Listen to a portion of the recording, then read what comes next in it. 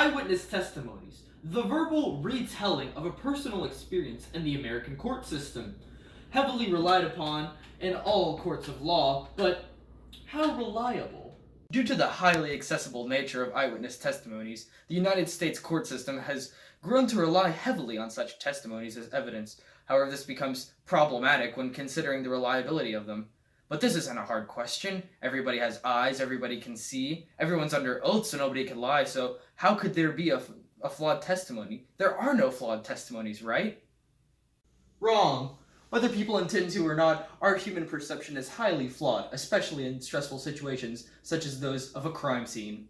Nobel Peace Prize winner Richard Axel discusses in his acceptance speech the nature of human perception and how it is just that.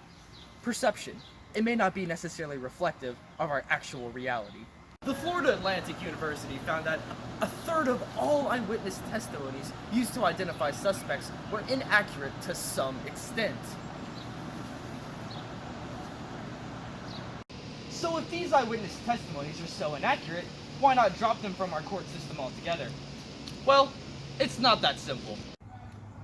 The same study by the Florida Atlantic University found that 75,000 suspects were identified through the usage of eyewitness testimonies. This number doesn't even account for other uses of these testimonies in our American court system. So they're too heavily used to be just completely dropped from our consideration. So where does this leave us? How does this affect the average American?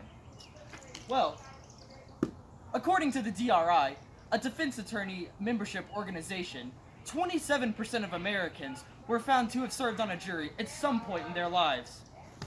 So supplementing this figure with people being convicted, people being summoned, people working in the court systems, it's safe to say that Americans' lives are pretty heavily involved with eyewitness testimonies. So how do we deal with it?